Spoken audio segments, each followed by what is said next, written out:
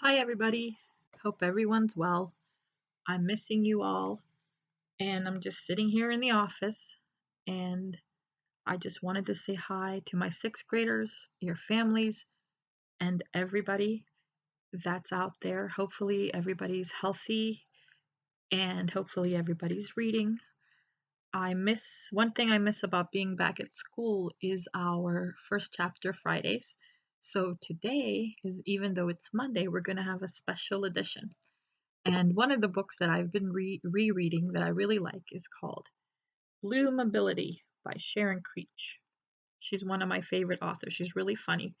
I'm going to read you the first chapter, and then every Friday I'm going to try to upload a new first chapter Friday video. I know you all really love them. Okay, here we go. This is chapter 1 called First Life. In my first life, I lived with my mother and my older brother and sister, Crick and Stella, and with my father when he wasn't on the road. My father was a trucker, or sometimes a mechanic, or a picker, or a plucker, or a painter. He called himself a jack of all trades. Jack was his real name, but sometimes there wasn't any trade in whatever town we were living in, so off we went in search of a job somewhere else. My mother would start packing, and we'd wait for a phone call from him that would tell us it was time to join him. He'd always say, "I found us a great place. Wait till you see it." Each time we moved, we had fewer boxes, not more. My mother would say, "Did you really need all those things, Dinny? They're just things. Leave them."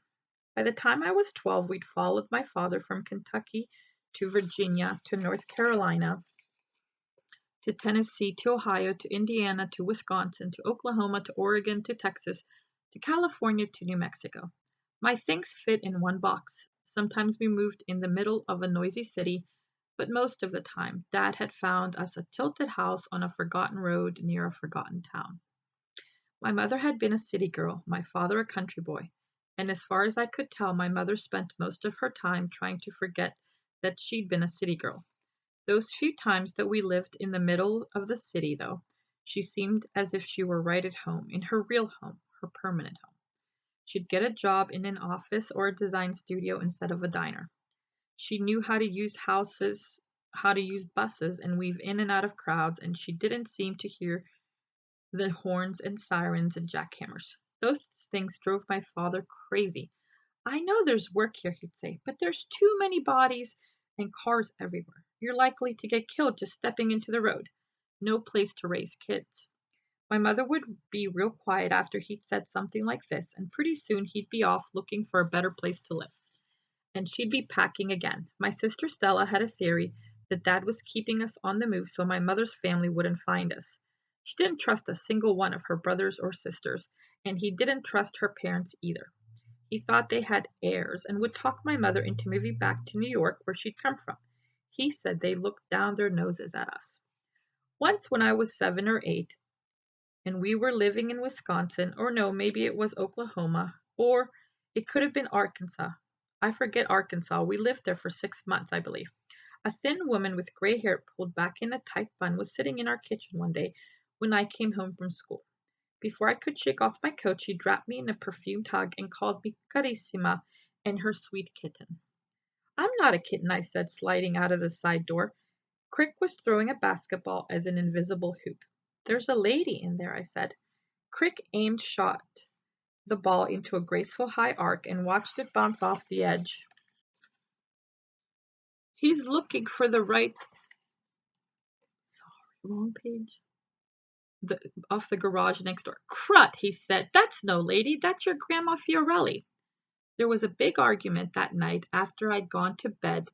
The drapes hung between the kitchen and the side room. My dad was gone. He'd taken one look at our lady grandma and bolted out the door, never even pausing to say hello.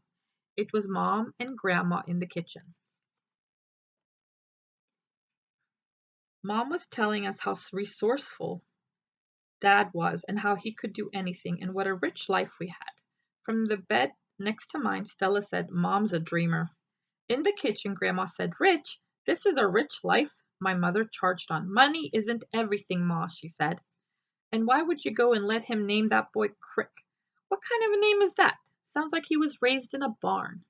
My parents had an agreement. Dad got to name the boys they had, and Mom got to name the girls. Dad told me he'd named Crick after a clear little creek that ran beside the house they'd lived in at the time. Once I used the word crick in a paper for school. The teacher crossed it out and wrote creek above it. She said crick wasn't a real word. I didn't tell Dad that, or crick either. My mom named her first girl, my sister, Stella Marie.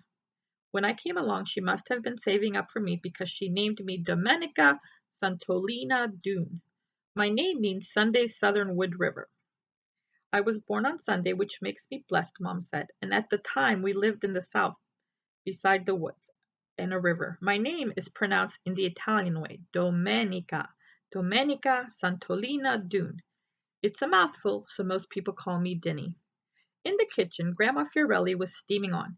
You ought to think of yourself, she said. You ought to think of those children.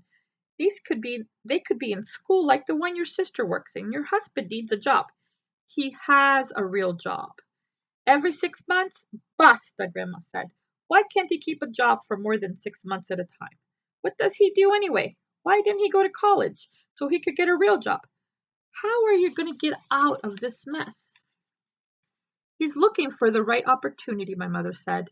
He could do anything, anything at all. He just needs a break. Grandma's voice got louder every time she started up again. She was bellowing like a bull this time. A break? È ridicolo. And how is he going to get a break if he doesn't even have a college education? Answer me that. Everybody doesn't need a college education, my mother said. When we come to this country, your father and we know not a word of English, but you kids got a college education. Stella threw a pillow at me. Don't listen, Denny, she said. Put your head under this and go to sleep. The pillow didn't drown out Grandma Fiorelli, though. She barreled on. And what about you? Grandma said to my mother. There you are, a perfectly well-trained artist, and I bet you don't even have a paintbrush to your name. I paint, my mother said. Like what? Walls, falling down, peeling walls? Basta, you ought to go talk to your sister. The next morning Grandma Fiorelli was gone, and so was Dad. He'd gone looking for a new place to live. He heard of an opportunity, he said. And so we followed him around from opportunity to opportunity, and as we went, Crick got into more and more trouble. Crick said it wasn't his fault that every place we went, he met with people who made him do bad things. According to Crick, some boys in Oklahoma made him throw rocks at the school windows, and some boys in Oregon made him slash a tire, and some boys in Texas made him smoke a joint, and some boys in California made him burn down a barn, and some boys in New Mexico made him steal a car. Every time he moved, Dad told him, you can start over, and with each move Stella got quieter and quieter. Within a week of our reaching a new town, there'd be boys pounding on the door day and night wanting to see her. All kinds of boys. Tough ones, quiet ones, nerdy ones, cool ones. In California, when she was 16, she came home one Sunday night after having been gone all weekend with one of her girlfriends, supposedly, and said she'd gotten married. No, you didn't, Dad said. Okay, I didn't, she said, and went up to her bed. She told me she'd married a Marine, and she showed me a marriage certificate. The Marine was going overseas. Stella started eating and eating and eating. She got rounder and rounder and rounder. And when we went into that hill town in New Mexico, she woke me up one night and said, get Mom and get her quick. Stella was having a baby. Dad was on the road, Crick was in jail, and Stella was having a baby. And that was the last week of my first life. Well, I hope you enjoyed the first chapter. It only gets better from there. Bloomability by Sharon Creech. I highly recommend it if you're looking for something good to read. Maybe on your Kindles, since we can't go to libraries right now. Everybody stay warm, stay home, stay healthy. Love you all, and I hope we can all be together very soon.